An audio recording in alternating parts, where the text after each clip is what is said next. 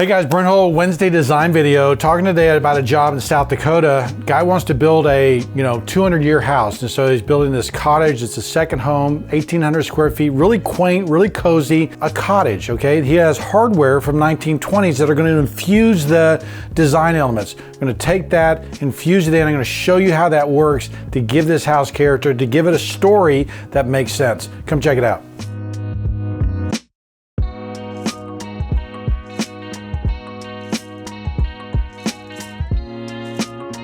All right, so this is the job I'm helping on in South Dakota. It's a second home for a couple. I'm showing you this and then showing you this. I'm going to talk about the interior, how we're kind of changing it and kind of what we're doing. One thing on the outside is I kind of fixed the windows, the scale of them. Instead of everything matchy-matchy, this is a bathroom, so it ought to have a bathroom window. I've played around with a 6/1 and made kind of a cottage door because it's a cottage house. And so they had hardware from the early 1900s and they wanted to use that as a reference point. So that's really key because that becomes the dating tool for us as we figure out what this should look like. Now, it's not a big house. I think it's 1,800 square feet on the first floor, but look what they've done here and look what I'm going to try to fix. If this house is a 1920s house, okay, then you don't have this big open space, okay? What you would have is you would have a separation in here and a separation in here, okay, that would divide these rooms off, okay? This would not be just a big opening. This would be a cased opening, okay? And so we would close this down a little bit, right? It's a small kitchen. It's it's a small space, but it would be broken out. It'd be divided differently. Now, this was an elevation for this wall here, okay? So we're looking that way, and this is the elevation. And you see what's going on here is they've got kind of a drop-in mantle in there, and this to me kind of reads a little bit blah, okay? So I've taken that and done this with it, right? So there's the original, there's the new, and let me show you what I'm doing here. One is I'm adding trim, okay? So what I'm going to do is I'm going to take this 1920s look and apply it to this interior. Now, where does that come from?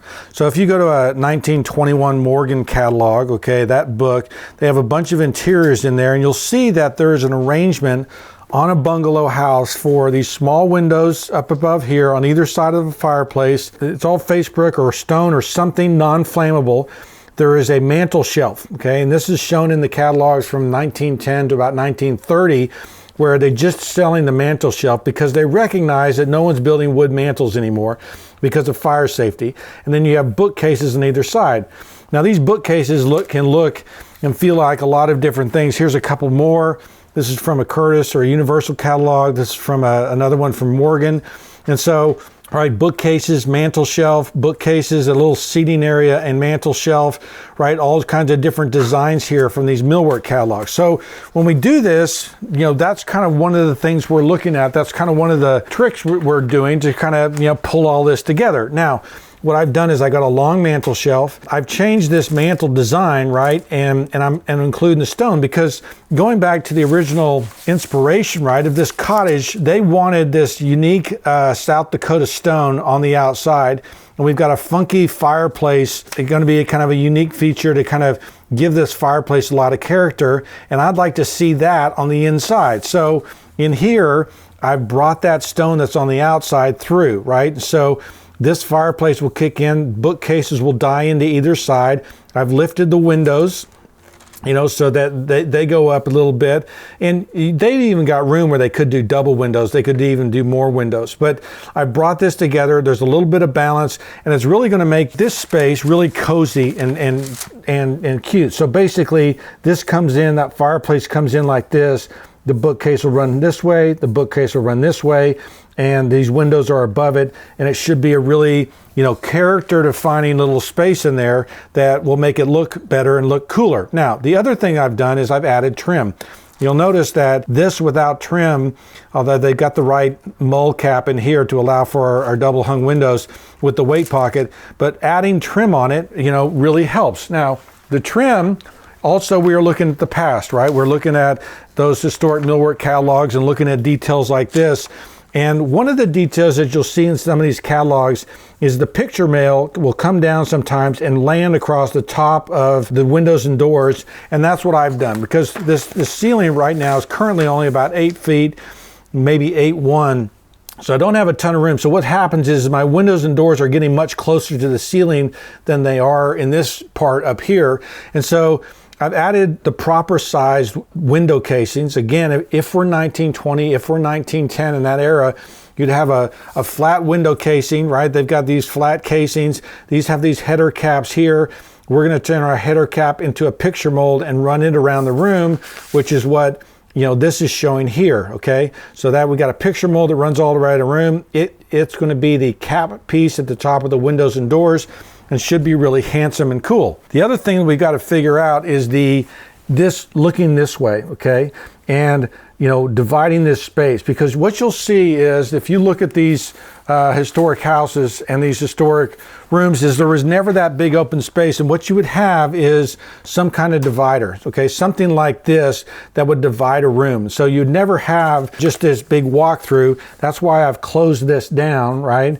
And made this space, divided the space up. So that's really a popular thing that was done in houses until probably World War II, because after that you get into the ranch period and you get to those open floor plans, and they spread across the areas differently. And so what I've done is on that south end, that south picture, I'm showing, okay, here's our existing, okay? Here's what happens when we put the window trim on it with that picture rail. Notice it's going to tie into the bookcases as well.